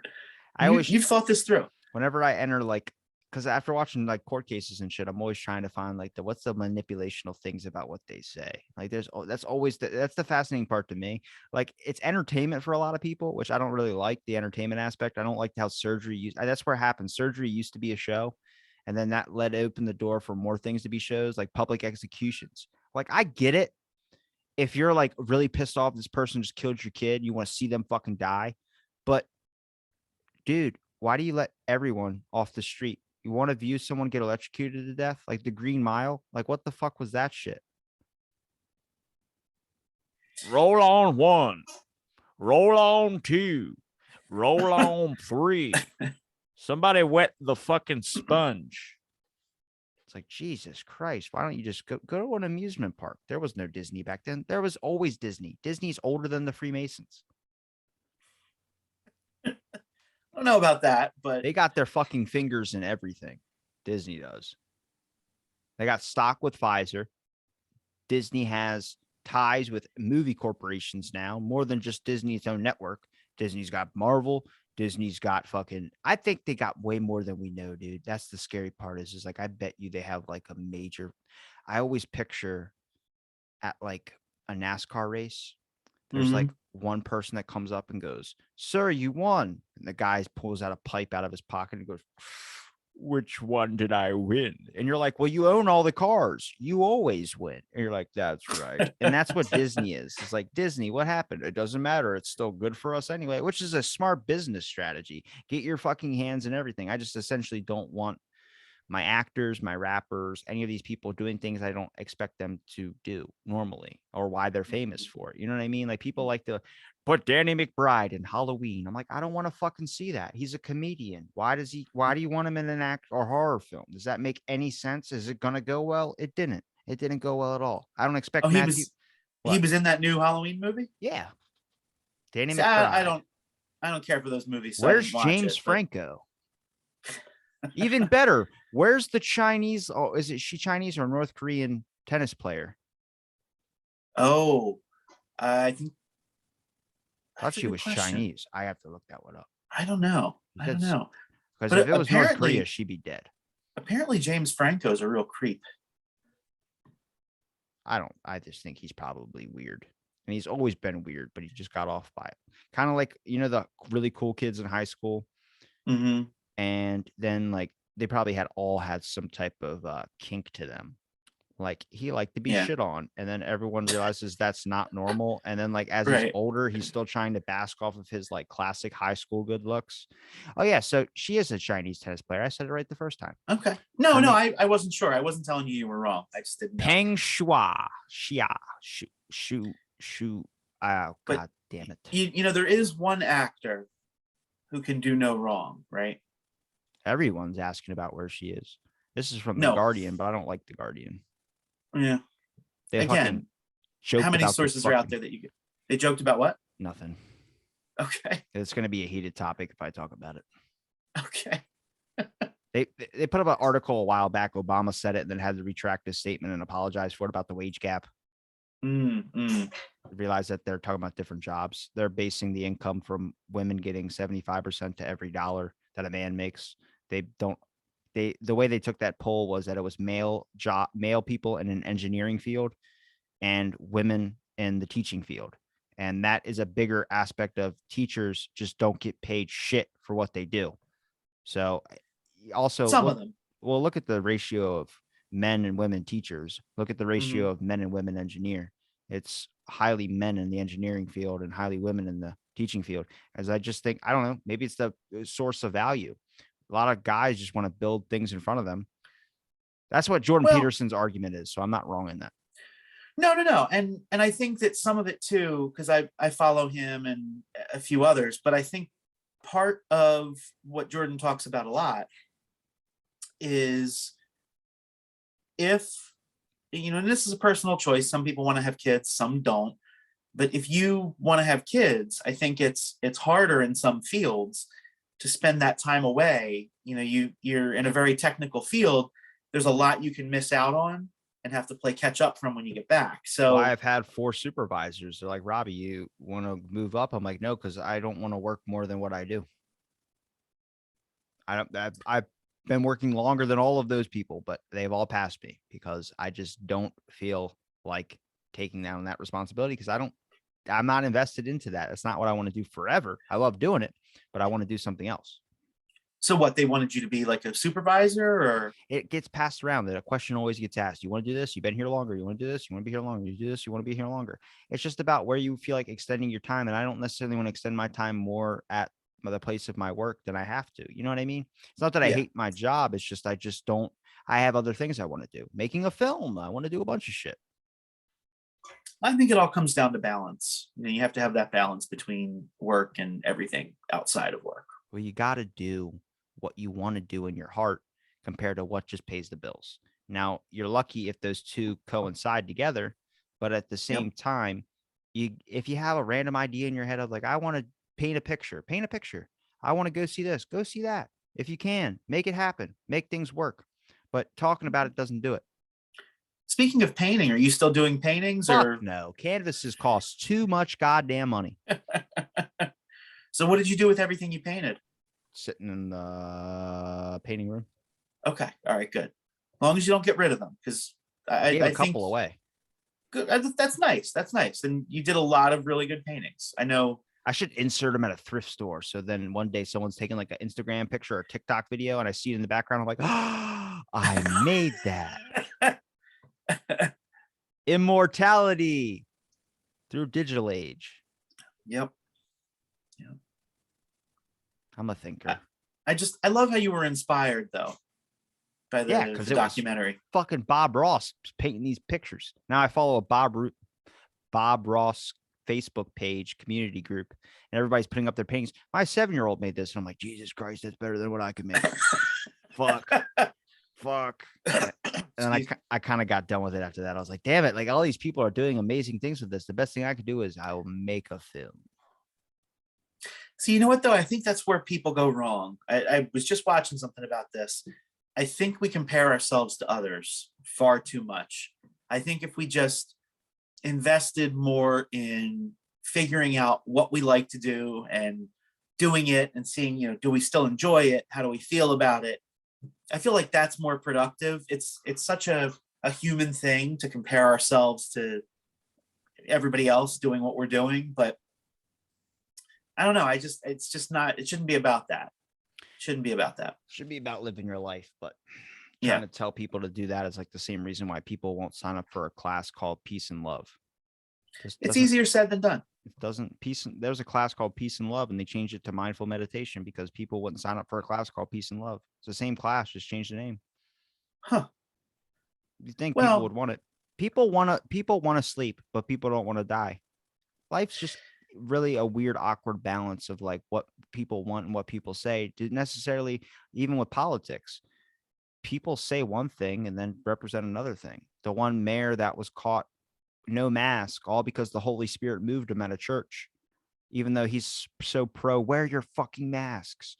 You get to a point where it's like necessarily people say one thing and don't really feel the way that they say the things that they feel. Yeah, I think that's true. I mean, I don't know if you heard, Nancy Pelosi is looking to buy a house in Florida. Oh God, good luck. Good fucking luck. Take her. I don't want her. All the stuff that she wants to say about Florida and people there and people that are in charge there. She's gonna get shot quick. She's looking to, looks like, I guess, retire there. Or some person with COVID's gonna spit in her mouth. Oh my God. Take another 2 weeks off. Fucking walks away. She's gonna get bit. She's gonna get eaten by an alligator. That's what's gonna happen. I would get eaten by an alligator if I went to Florida. I'd be walking around like, oh, fuck, you guys got these things out here. Apparently it depends where you are. I mean, I know there's a lot. People that, well, yeah. I follow a lot of people who live down there and they'll be like doing a video of them swimming in like one of the ponds out by their house. And there's like, oh shit, there's a gator, got to get out. And I'm like, oh my God. No. Yeah, you don't know. That's just asking for trouble if you're swimming in a pond. That's not good. Overall, like I know I have a few relatives that are in Florida and there's only one situation that I'm aware of really where somebody came into contact with one. My cousin lives in Florida and I think he's not too far from Tampa. He's kind of in the Sarasota area. And I don't think he normally sees them all that often, but his girlfriend went to like a dog park or something. She took the dog out to, run around and she takes a video and sends it to him. He sent it to me and it was an alligator just on the other side of the fence. It was a fenced in dog park, just walking and she's just calmly recording it. And I'm like, okay, I guess she's been in Florida most or all of her life because that would not be my reaction. I would be a little bit more panicked than she was, but I guess you kind of get used to it and you kind of know your surroundings. And, I don't know if it's true, but they say run in a zigzag pattern. That's how you get away. I don't know. To run away from a dog? No, from an alligator. Oh, no, honestly, if you want to beat an alligator, you just sit on their mouth before they can open it. Oh, well, good luck with that. I mean, that's the weird part about an alligator is its snap is so powerful. Yeah. But it can't open up its mouth for shit if something's forcing it down. It's kind of like the trick if you bet someone at like a bar, I bet you can't stick this cue ball in your mouth. They'll stick it in their mouth. The thing is, it's easy to get it in. It's impossible to get it out without breaking the front of your teeth. Oh God. There was that famous MMA fighter who was in that movie with Kevin James, big bald guy, speaks a funny language like Brazilian or something. Big bald guy. A lot of big bald guys. We're gonna fucking look it up. My internet's good right now, so I can look up Brazil MMA guy in movie.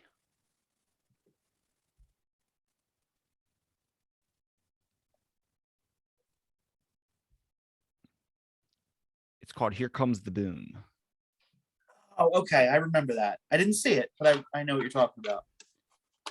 His name is Boss Rutan. Oh no, I don't know him. Yeah, you do. Maybe if I saw him, I would know. Yeah, you do. We're gonna show you a fucking picture of good old Boss Rutan. Boss Rutan. Boss Rutan.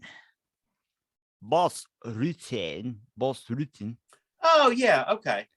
Hey, Boss Rutan. Okay, yeah. Okay. Yeah, I didn't get into actually watching UFC until the pandemic, so he had a story about doing that trick to people at bars, betting you can't stick a pool ball cue in your mouth, and he would do it, and the whole ball, the scratch ball, would get stuck in his mouth, and they go pull it out. It breaks. You have to break their teeth.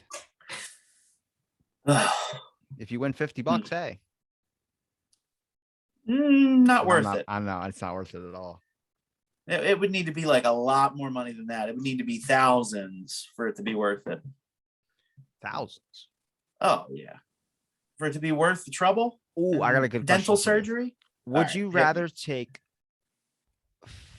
500 million now, 500 or 500 million given to you? Yeah. You got a ghost behind you or something? No, I thought I heard somebody might be outside. I don't know. I heard something, so I was just looking. We'll keep rolling, so in case you get murdered, I get good content from it. Please, yeah. Find the killer. And also subscribe to my content. $500 million now or $8 million earned. 500 million now. $8 million earned hard way. You work for that money. Well, we'll say 80 million. That's better. 80. Okay. Well, I mean, 500's a lot. I would probably still go with 500. I mean, that's smart, man. That's like the dream of I want to win the lottery, right? You know, that's 500 is one of the bigger lotteries that you would see. Usually they're a little smaller than that, but no, I would say 500. A guy asked this on a radio show, and he kept asking people, and everyone would always respond with, "I'll take the $80 million. I'd rather work for my money." He goes, "You're an idiot." And the guy goes, "What?" He goes, "Why the hell would you not take $500 million and a chance that you can triple that money by using that $500 million? Instead, you want people to, you want to earn it. So you could tell people don't care. People don't care if you fucking earn your money or not. It's all about having what you have." And I think it was a great perspective because I think a lot of people really would answer that question with, "I'd rather earn it." And I think it is nice to feel like you earn something, but necessarily if you're kind of compare it to what people would think of you rather than how you feel inside of yourself, you know, you could probably do a lot more with just not worrying about what other people think. Yeah, no, and I think I'm definitely the type of person where I would not be opposed to earning it. But I feel like the difference in the two amounts, it's like if you want to try to earn more and invest in whatever, you know, your passion project is, whatever your big idea is, having that 500 gives you more flexibility to do that, where, you know, it's harder to start from scratch. It truly is. So, I mean, it's hard to do a lot of things. The world is a tough place, but you can make it your own if you really try. I suppose. Or just steal shit. Everything. Steal it all. No, I'm just kidding. I mean, that's been happening more and more. I don't know if you've seen the news out of San Francisco. $100,000 from Louis Vuitton people stole. I was like, what is that, a purse? Sounds like a lot. Well, I mean, what would you go to jail for? What would you rather be known for that you did when you go to jail? What would I want to go to jail for? When you do. If, not when. If. You're saying this like it's a foregone conclusion. I said right? You said when. When's that trial again? I have no plans of going to jail. I don't want to go. If you could go to jail, what crime would you rather be known for committing? Definitely something more white collar. It wouldn't be anything violent. What'd you just say? White collar? Racist. No. What's wrong with the blue? Nothing at all. Okay. Nothing at all. You wouldn't fraud, embezzlement? I mean, perjury.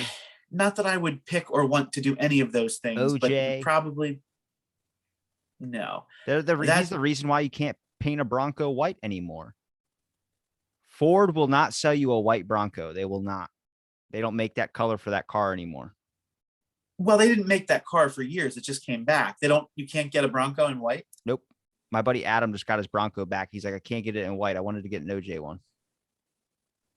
But they don't even look the same anymore. It's Doesn't not matter. like It's a white Bronco. That's all you need. You can sense the feeling of anger behind the wheel.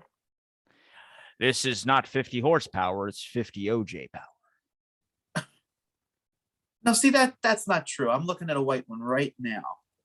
Is it from the Ford dealership website? Because they shouldn't. They made a public statement about that. It's on Carvana, but I don't know. That's someone probably painted it white. You think so? I'm going to the Ford website right now because that just sounds crazy. I've proven a lot to you this episode. You're gonna fucking bail out on me now. Listen, you fucking flip flopper. I'm not bailing out on anything. Just like a fucking Republican. Oh, I'm kidding. Yeah. I would say liberal. That's a liberal. We're going to make fun of all the political parties because following a tribe is insane. White. Oxford white, right there. Oxford. It's a hint of, it looks more like smoke. Doesn't look like a fucking white Bronco like OJ. OJ had fucking pearl white. Oxford white, pearl white. It's white. He had a white Cadillac it's a white Bronco. Supreme cruising down the street in my 6'4". I got to sit in a white Impala and I played that song. Yeah. A 6'4" Impala. It was my buddy's boss. And I was like, I have to play the song while I sit in it. I could see it though. I like being lower than the steering wheel sometimes. Being lower than the steering wheel. Yeah. Like if the steering wheel's so big, you got to be lower than it. You just have the seat drop down. Jeez. What would you go to jail for? I'm trying to give you enough time to think about going to jail. You're going to jail. What do you want to be known for? I don't want to be known for anything going to jail. The cops are at the door now. If anything, the cops are at the door now.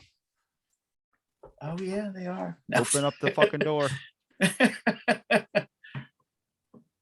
Just pick something. Murder, theft, anything you wanted to do in your life where you're like, if I had 1 billion lives to live, what would I do? One bad thing. I've never had that thought. Set a fire. Before. No fire setting. I'm not a pyro. I've never had that thought like, oh, I'd love to. I bet you've broken a law already. Let me look it up. What are the laws to break? Oh, jeez. Laws easily broken. It's going to give me some fucking motivational speaker's book. I've jaywalked. How about that? The 13 most commonly broken laws. Connecting to an unsecured fuck. What? Wait, what? That fucking sucks.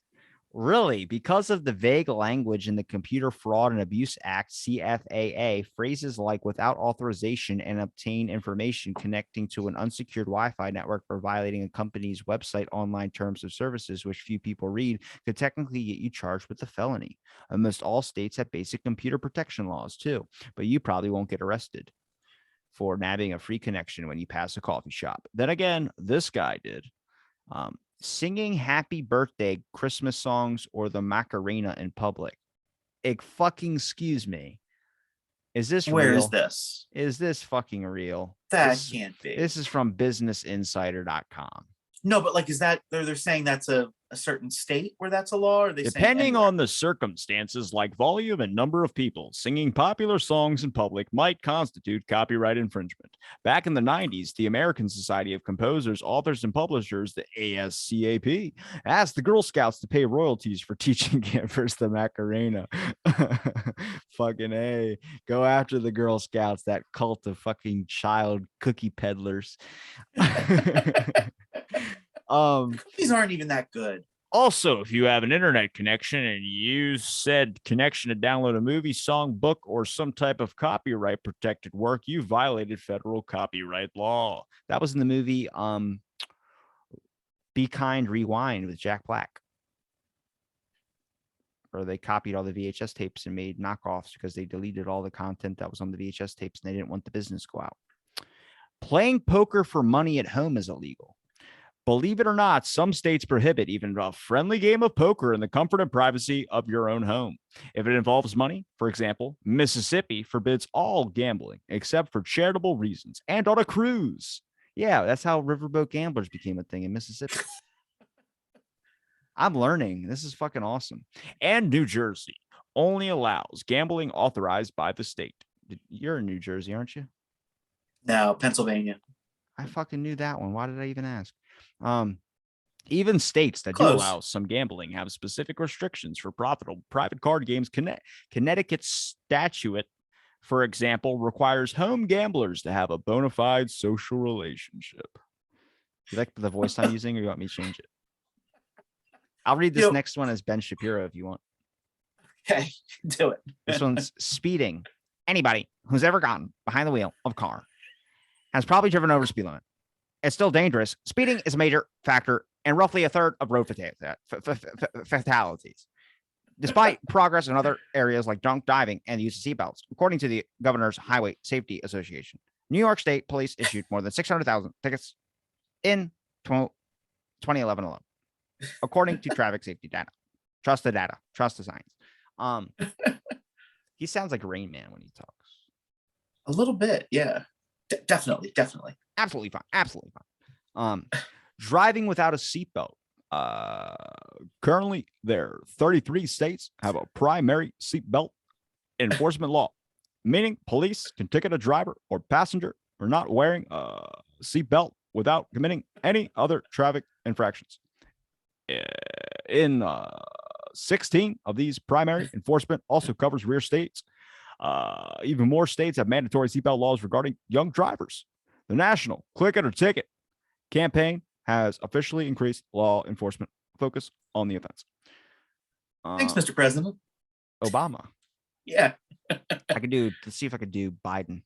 Hey, man, scoop the top. Yeah, you using your cell phone. Oh, come on, man.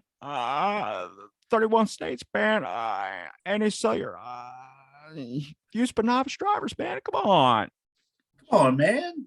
If you want to do that voice, you got to call me a dog-faced pony soldier. Let's try Trump. 31 ban texting while driving. Before I have preliminary enforcement laws. It's going to be huge. It's going to be terrific. It's going to be tremendous. Absolutely 100% bona fide. 6 more ban texting. Huge. That's good. Yours is good. Let's have you read this one then, and Trump. Oh, gosh. Can you do it? I don't know. Read this right here. 12 states ban all drivers from using handheld cell phones. Wait, we break the law all the time, dude. Oh, well, okay, yeah. So some people probably do that. 12 states ban all drivers from using handheld cell phones. All of them have primary enforcement laws that are huge. Huge laws. Huge laws. Beautiful, big, huge laws. I love that. Underage drinking. In 2012, 12.9% of young people between 12 and 17 reported using alcohol. And 7.2 of that group reported binge drinking. Is this Christopher Walken? Yeah. That's good. I haven't done it in a long time. According to the National Survey on Drug Use and Health, people ages 12 to 20 consume 11% of alcohol in the country. I used to have a really good Al Pacino. Smoking weed in 2012, 7.3 of Americans. Where's my JFK? JFK. Never broken that law. JFK for smoking weed. In 2012, that's my Obama. What's it? An eye for an eye makes the whole world blind. In 2012, 7.3% of Americans 12 or older reported using marijuana on a regular basis, according to the latest national survey on drug use and health.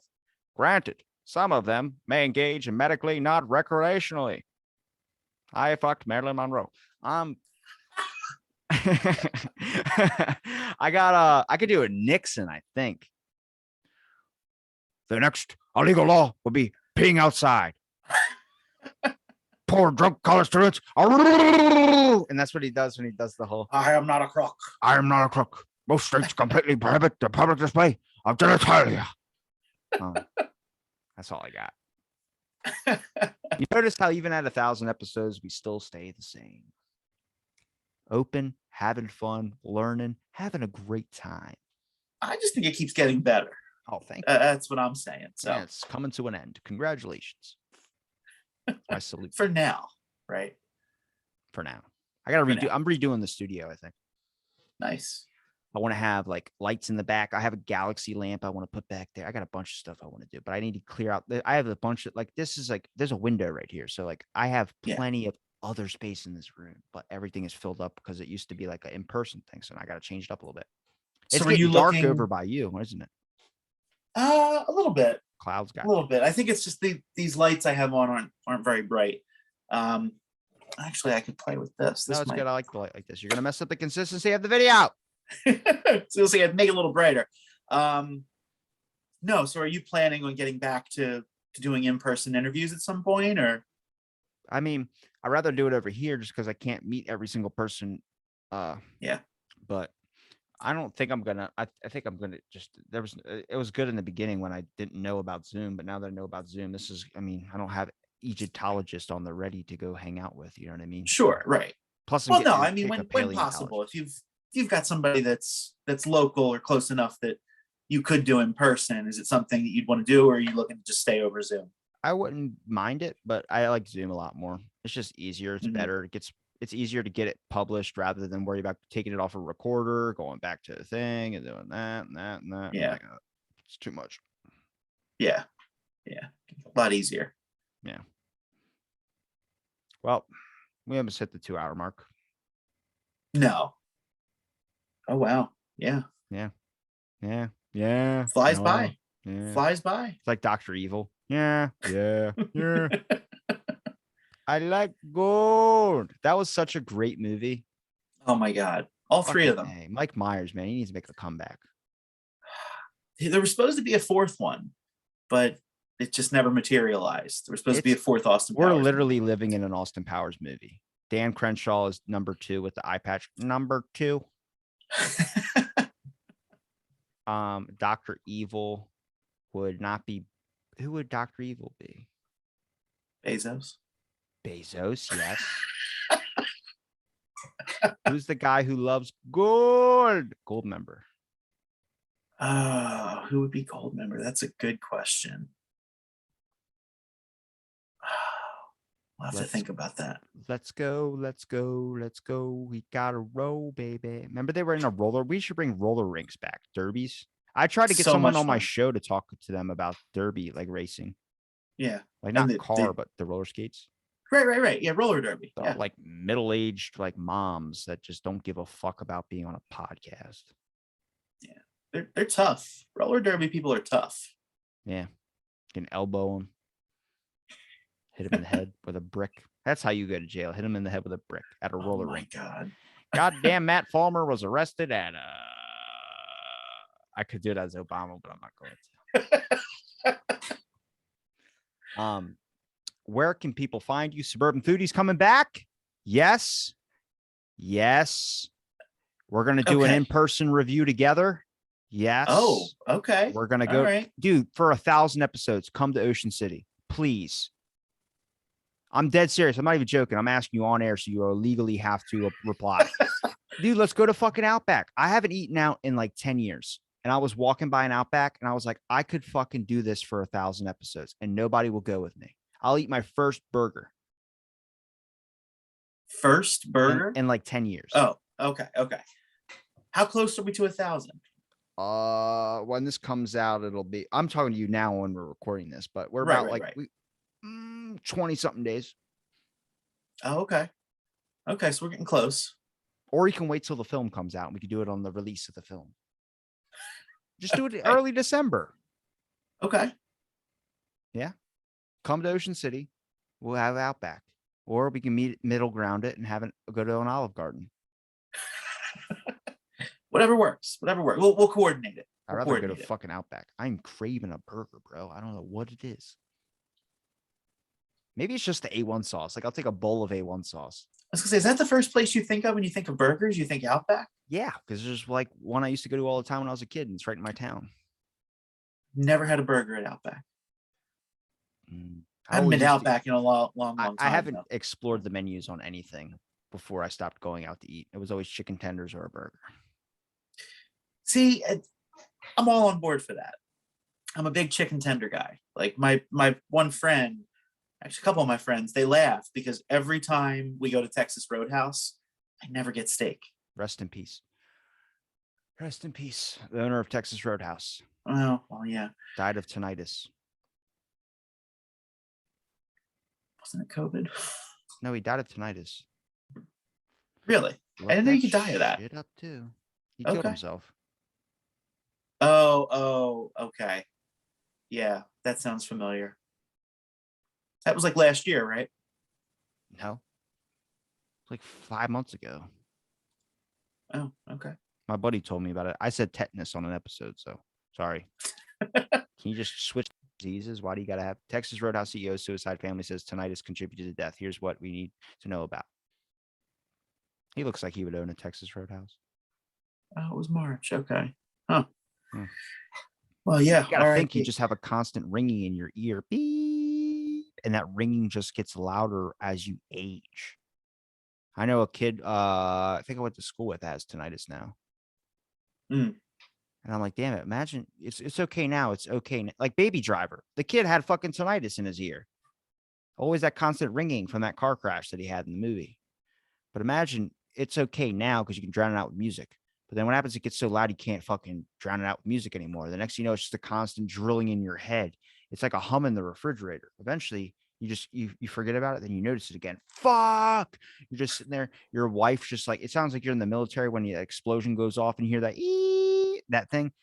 You're fighting with your wife and you turn to the side where the ringing is, so you can't hear her. Are you listening to me? Goes into your good ear. You're like, oh God, it's coming from both ends. Oh my gosh. Yeah, that's got to be torture, though. I know some people that have dealt with that, and it's not pleasant. So. I'll take my cold hands and feet. Yeah, that's something you can work around a little bit. Fucking mittens. Try fixing your fucking brain. That's a tough one. Amen. God, man, tinnitus. That's what we're gonna end on. Really? It looks that way. How about a bloomin' onion? There you go. I'm dead serious on that, though. Think it through. Yeah. Okay. Yeah. We'll talk about it. We'll talk about it. Well, thanks everybody for listening to this episode of Out of the Blank. If you have any questions, any email concerns, any types of ways that you can try and find a way to be a good person in your average day life, please check the details below.